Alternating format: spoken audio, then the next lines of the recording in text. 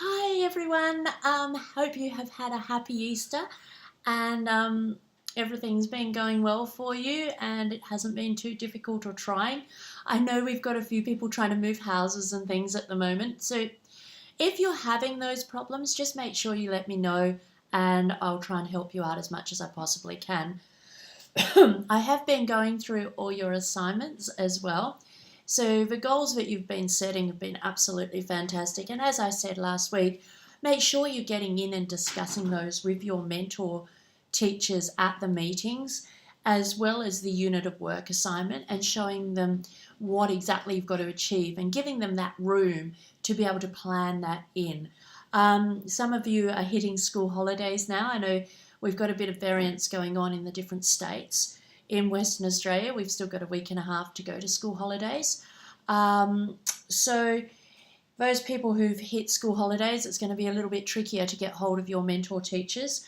It's pretty important that you get on to meeting as soon as you can and contacting them as soon as you can, so that you can do your planning. Even if you start off with just the email contact, getting the class list, getting an idea of the programs that are operating, getting an idea of like the ethics of the school and the school document with uniform start times, all that information, and anything else that you can get your hands on beforehand, just to help you with your, and timetables of course, to help you with your own planning, so that you've sort of got an idea of where you're going and what's going to happen, would be really, really good. Um, all right. Now, when I've been, the mentor teacher discussion thread I'm loving, because it's giving me a really good idea and it gives you that opportunity to get in there and support other people. Now, at the moment, we've had really positive meetings, which are fantastic. Don't be scared to share something that isn't so positive. We're all here to support you. This is a professional area you can. Generally, like at the school or if you live in the community, you can't share anything like that because it's not professional. But here, you can, if you've noticed something and you're feeling a little bit negative or worried, this is a place where we're all safe to support you and help you through it. So don't feel scared about posting anything that is negative, because if I don't hear it, then I can't help you with it either. Boys, can you just be quiet because I'm trying to get this done? Sorry, it's school holidays. Well, it's not school holidays, it's Easter holidays. All right. Now, yeah, as I said, don't be scared about mentioning anything. Now, when I've been looking at the next thread down, which is the portfolios and how you're transferring them over, or if you're not transferring them over, those people who aren't transferring, feel free to post in the portfolio area, because Fang has shared her idea of how she's going to lay her portfolio out in a Word document to her group. Feel free to share these ideas, because there's no totally specific way of laying it out. And I've suggested to everyone that they start each FA on a separate page, because then it's going to be easy to collate it at the end. But and also because then you can put your evidence and you can put your documents, and you can, well, you probably have to have links to an appendix with the documents, and you can, Lauren was talking about that earlier, and you can also have your reflection written on each page, and then if you need to change them, they're easy to change and they're easy to find, because they're all just set up in your FAs, separate pages, and they're easy to collate, to stick things in.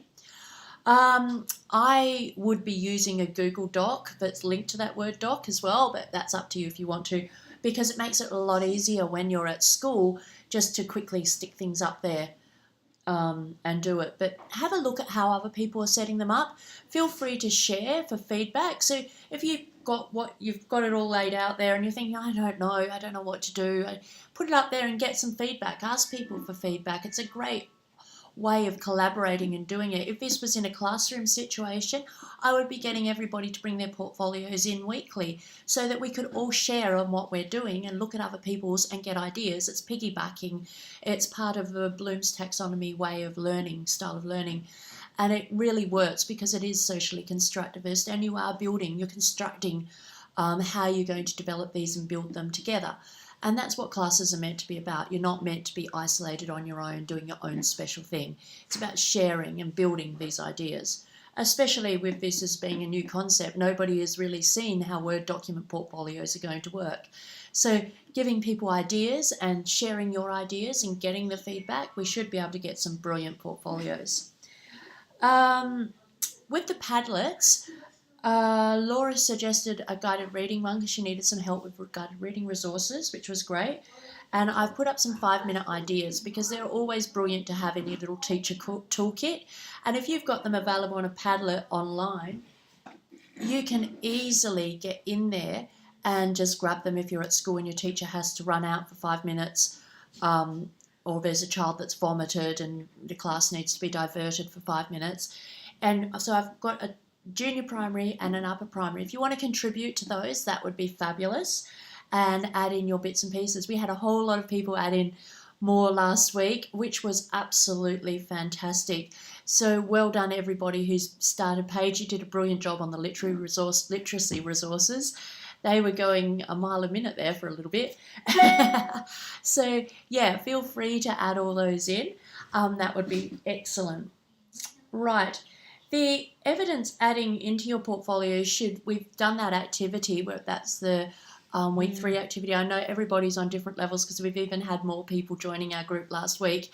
So so the discussion board's all over the place at the moment, but soon we'll all be up to pace as we get into our prac. We're in the evidence adding, Charlie, no. Okay, sorry about that.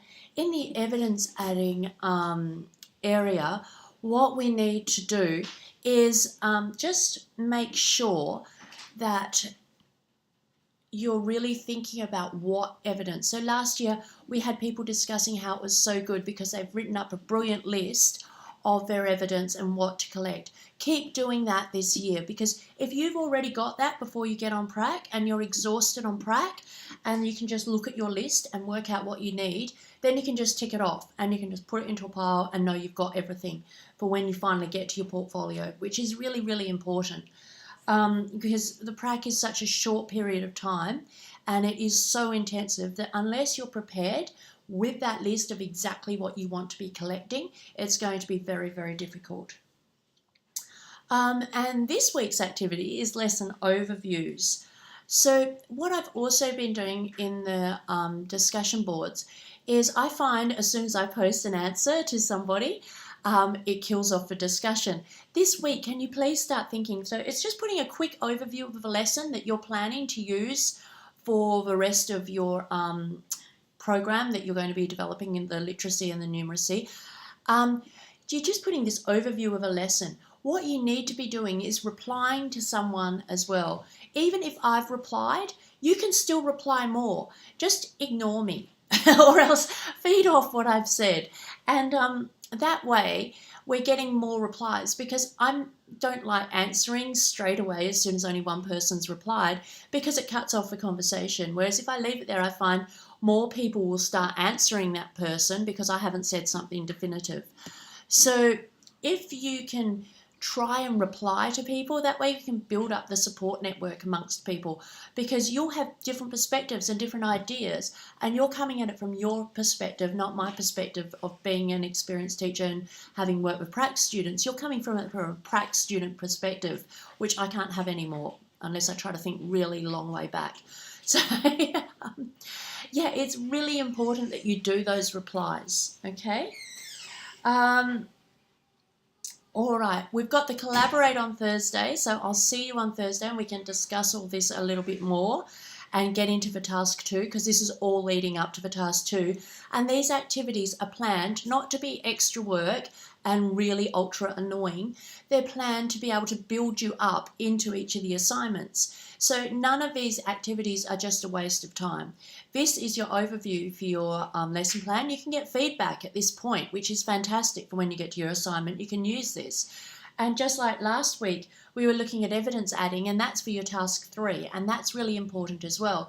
So just try to stay on top of the activities and keep doing them, because they are all adding up to your assignment and will make it a lot easier for you and give you a lot more confidence, because you've had all this feedback already, if you can keep up with the activities.